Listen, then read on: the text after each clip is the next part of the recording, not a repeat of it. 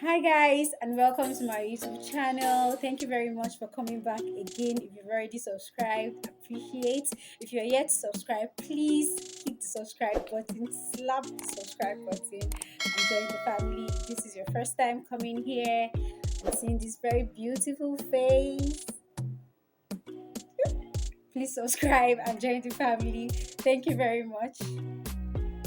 So my name is Elina Augustine, and today I just want to talk a little bit about parenting in Nigeria, some parenting styles, and a couple of other things that I personally kind of like wished I got as a child, some kind of attention or certain things that I kind of like wish I got as a child that I didn't, and some things that you just keep noticing here and there about parenting, especially in Nigeria, and how parents fail to do the barest minimum, and these things just has a way of coming back to affect children in a negative way. So not only do these things come back to affect children in a negative way, there are also reasons. There are also the reasons why we have a sick society. I mean, it's no news. We all know that we have a very, very sick society. So some of these things are also the reason why we just our society is as messed up as it is currently. So I'm just going to start by giving like a story that inspired this video. So there are a whole lot of things, but this recently happened, and it's not the first, it's not the second, it's not the third, but I just thought to put out this video, and hopefully someone learns a couple of things from this video. So 3 days ago, I live in an environment where in Nigeria we call GRA, quote and unquote. For some, it's more like instead of government, it means government reserved areas.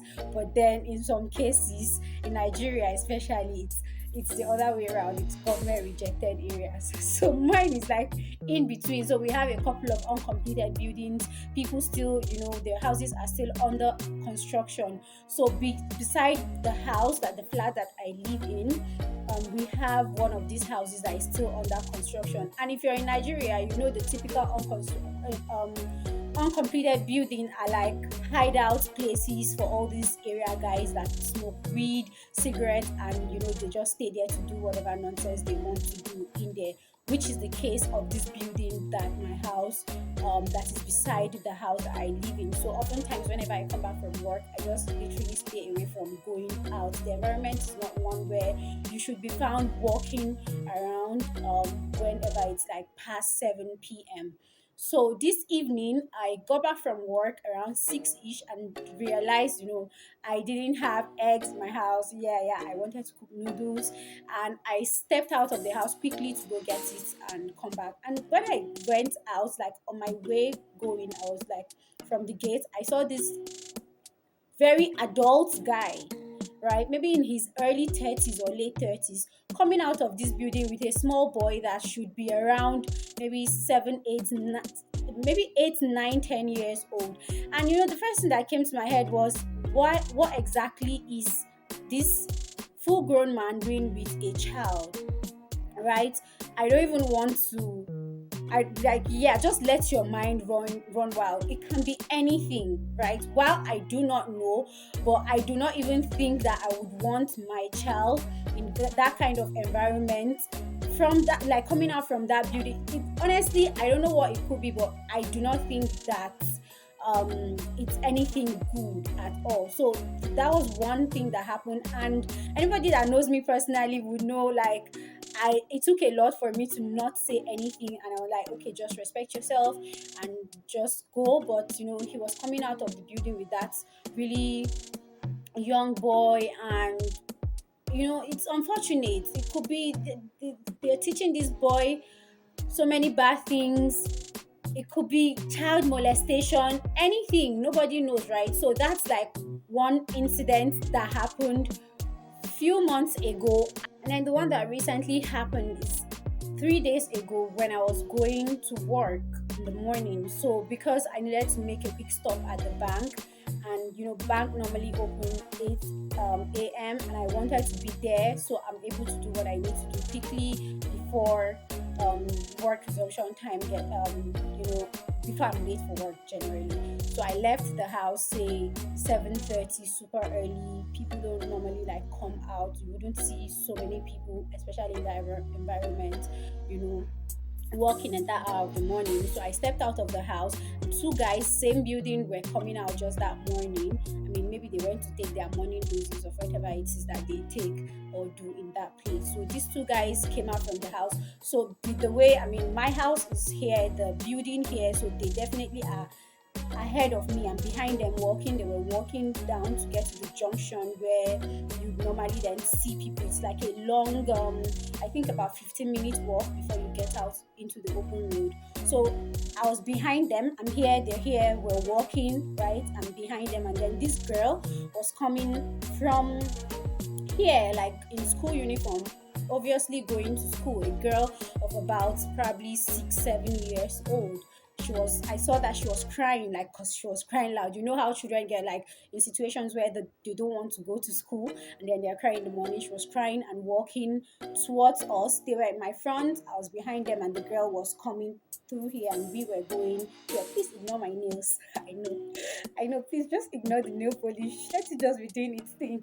So yeah. So the girl was coming, and I was behind them, and they obviously, with the way we're walking, they got to her first, and I saw that they were talking to her.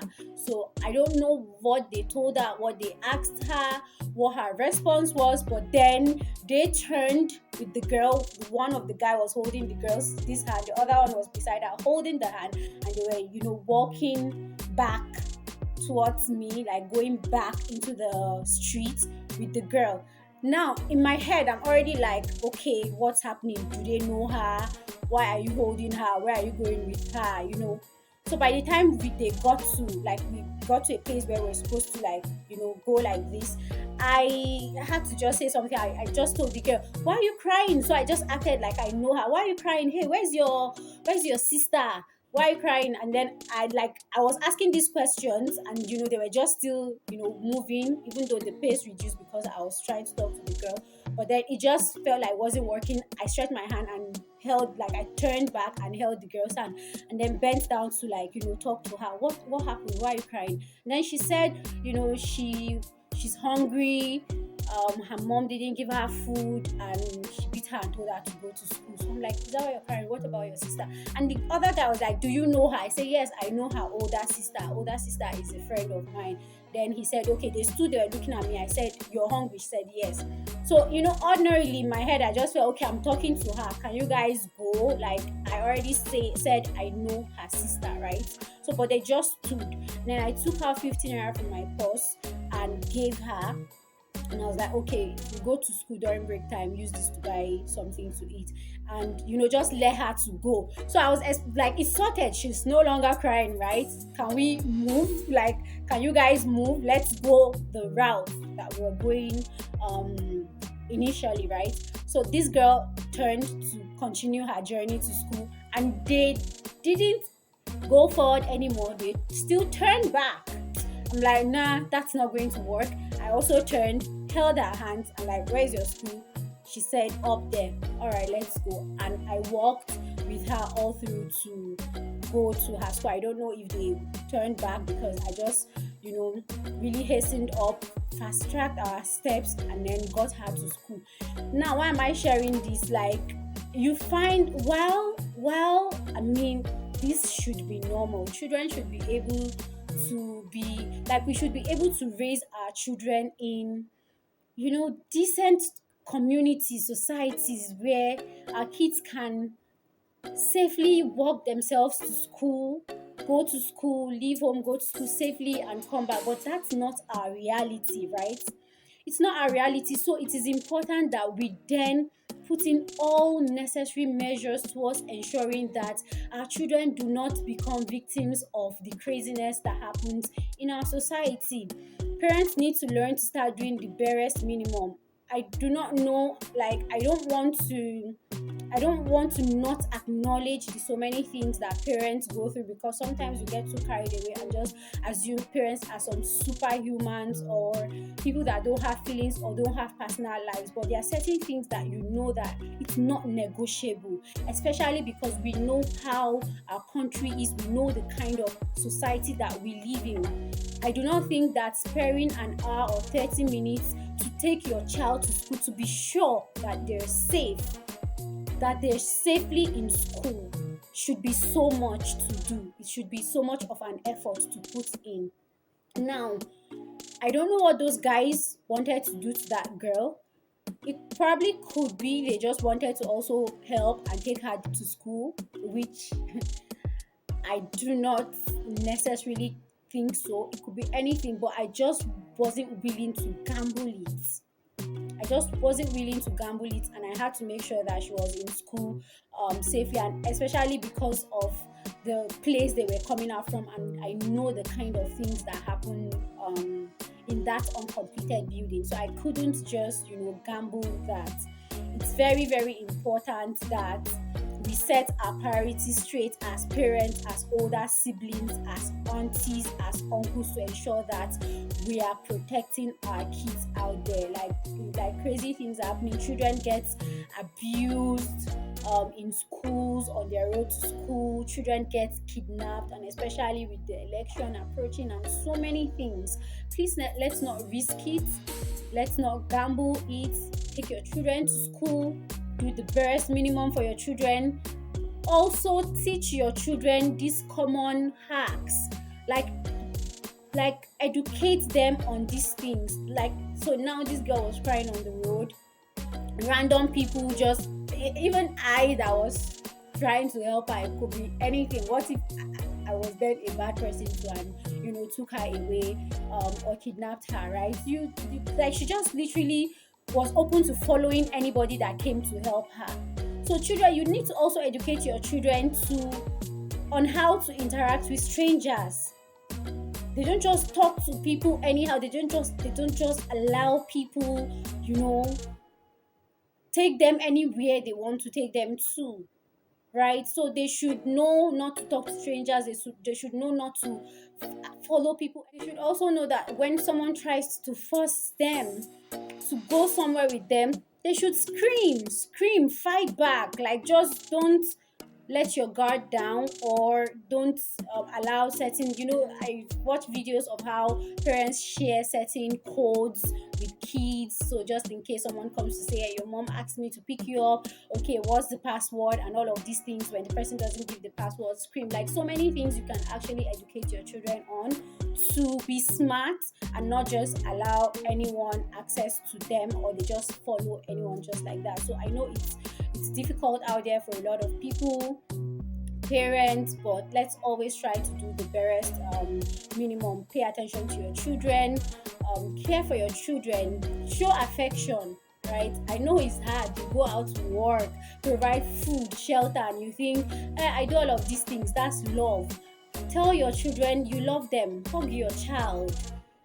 Talk them to bed. Spend quality time with your children after school. Talk to them. How's your day? What happened today? Ask them questions.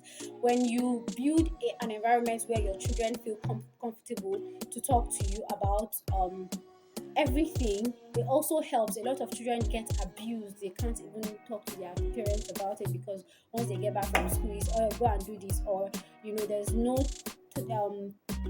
time brought out, like family routine where you talk to your children, do daily check-in with your children. How do you feel? What happened? How do you feel about this? What's happening in this? All of these things is very, very important. So that's just the story I wanted to share on the issue of taking your children to school, and just ensuring your children don't just follow random strangers on the road. And I hope that this helps, and this is educating, and someone somewhere out there picks something from this video. And thank you very much for sticking with me and watching to the end. Please, if you haven't subscribed, please subscribe and stick with me. There's so much value here, I promise you.